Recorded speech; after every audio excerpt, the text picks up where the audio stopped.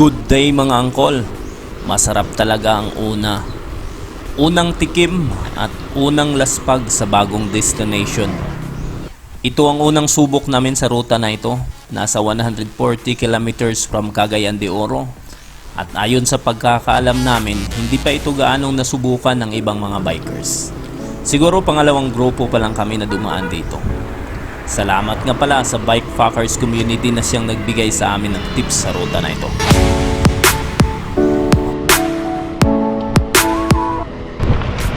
Status report. 6:37 in the morning. Papunta pa kaming Tingog. Medyo maaliwalat ang panahon. Tirik ang araw kaya aasahan ng laspaga na naman.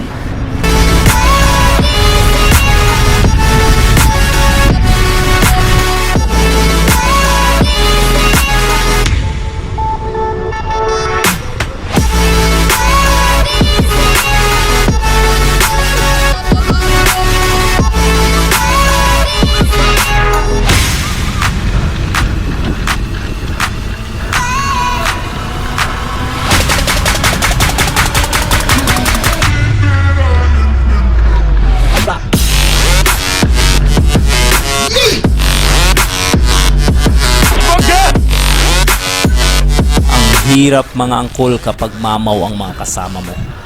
Para bang hindi yata napapagod ang mga ito. Mapapadasal ka na lang na sana mag-relax sila nang hindi tayo maiiwanan. Kung hindi mapapagod, sana mabutas ang mga gulong nyo. Pero joke lang yon. Pipilitin nating makasabay at laspaga na ito.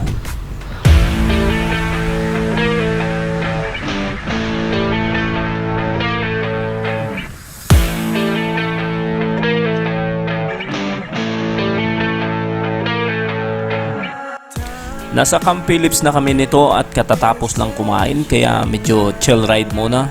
Pero maya maya lang raratsada na naman ang mga mamaw na ito. Blind, I was blinded and I don't see once again.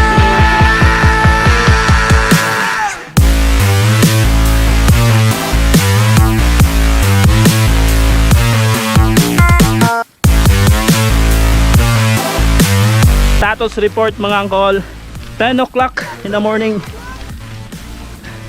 Nasa papuntang Bagalangit na kami.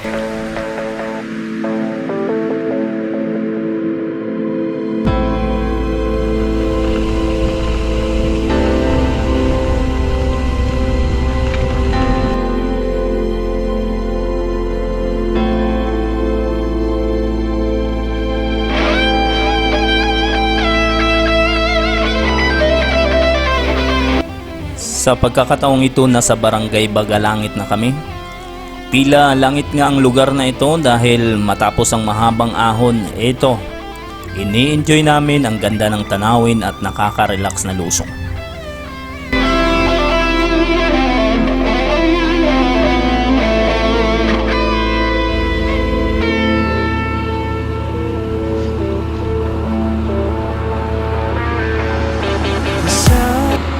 Nagsisimula pa lang ang ganda ng ruta natin mga angkol. Dito natin mararanasan ng mga nakakalaspag na naman na adventure na siyang bubuo sa ganda ng ating poodle ride. Uy, pita!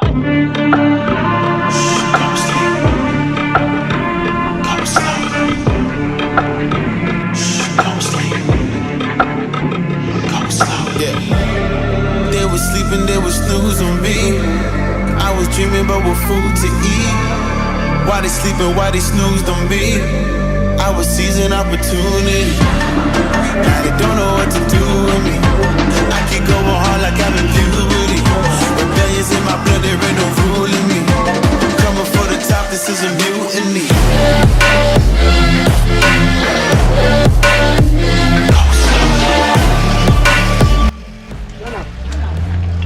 Ito mga angkol, ito yung medyo mahirap sa ruta na ito.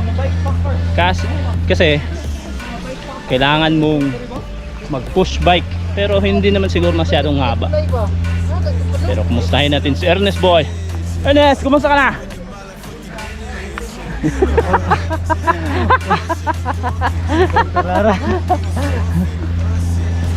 Ayun, sa sobrang ganda ng ruta hindi na makapagsalita mga angkol.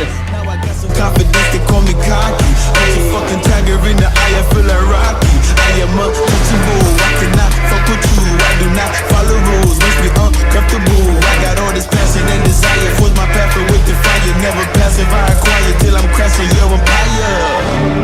They was sleeping, they was snooze on me. I was dreaming about what food to eat. Why they sleeping, why they snoozed on me? I was seizing opportunity. Now they don't know what to do with me. I keep going on like I'm in puberty. Rebellions in my blood, there ain't no ruling.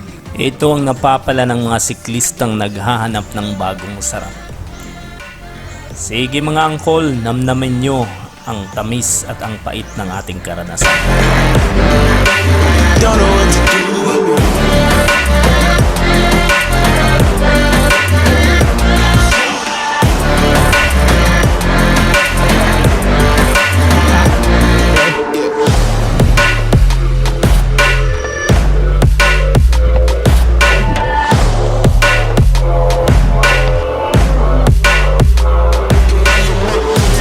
Isa ito sa mga posibleng mangyayari kung hindi natin kabisado ang ruta.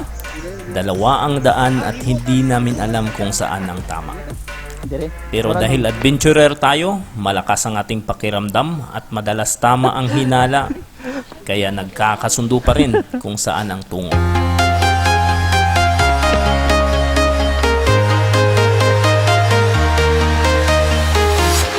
I'm walking alone, the streets are empty. The only thing I can see is my own silhouette. I'm getting stronger, step by step. The clock is ticking, but there's no time for regrets.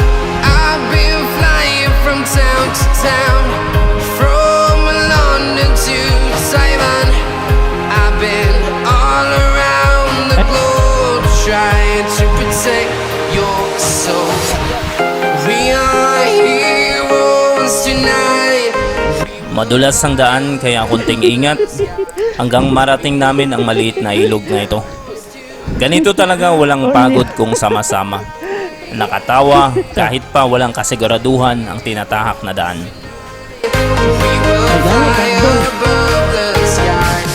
We are heroes tonight.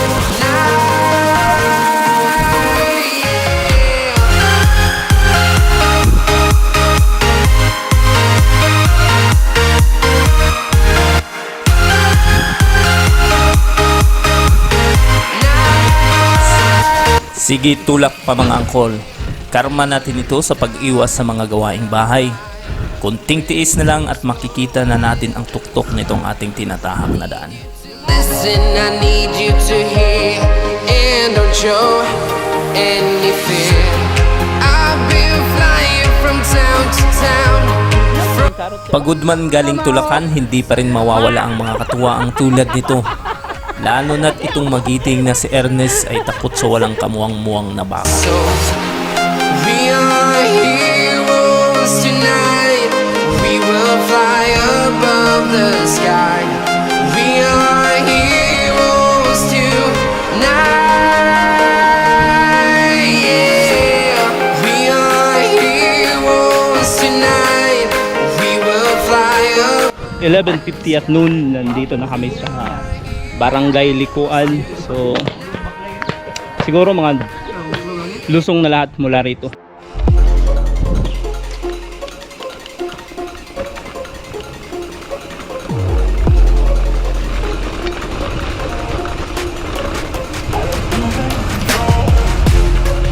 I like losing control. I get high when I'm feeling my flow. My mind is focused and I'm ready to go. Ready to go. Nah, I like losing control. I get high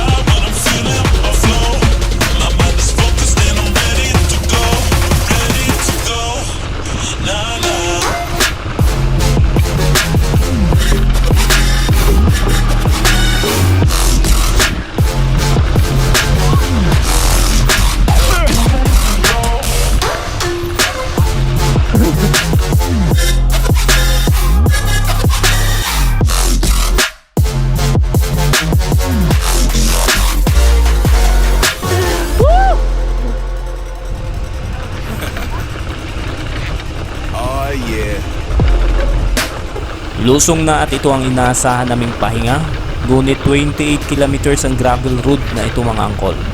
Dito ko naranasan na sumasakit ang aking kamay dahil nangangawit. Napakaganda na lusong ngunit nakakapagod. But I can go way harder. Every beat I'm on, yeah, you know that I slaughter. And I'm always looking gorgeous, chilling with somebody's daughter. Yeah, she loving me. Say she love the way my chain sitting contemplate. And of course it says my name if you wanna wait.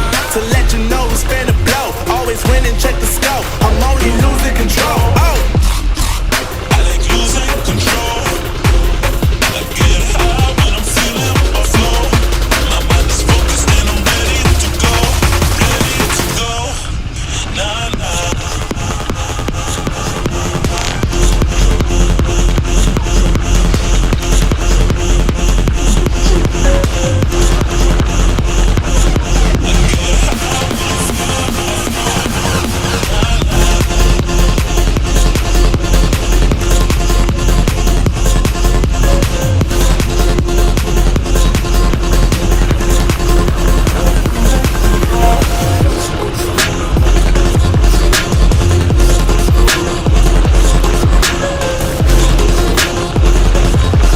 Always win and check the scope. I'm only losing control. Oh.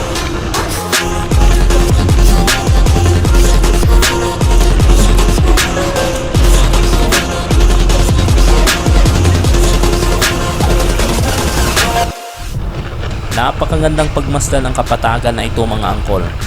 Halos nasa 10 kilometers pa lang kami pababa pero napakasakit na ng aking kamay. Kailangang tiisin dahil maiiwanan ako kung hihinto kahit na saglit.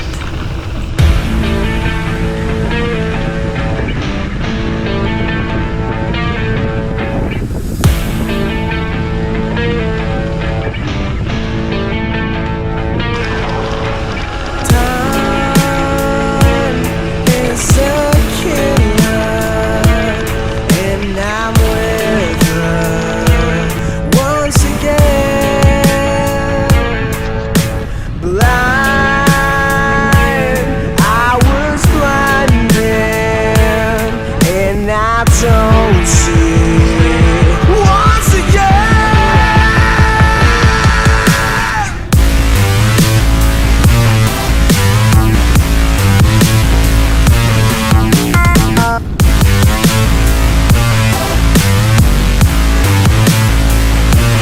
Let the beat drop.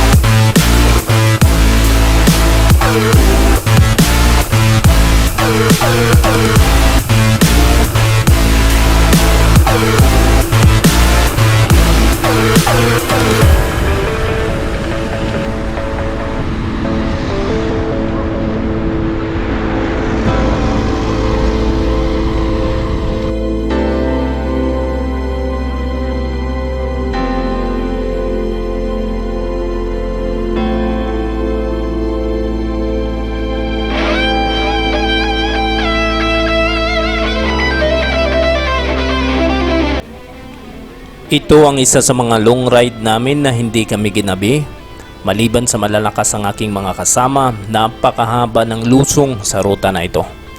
Salamat sa panonood mga angkol, hanggang sa muli. This is Uncle Ram signing off.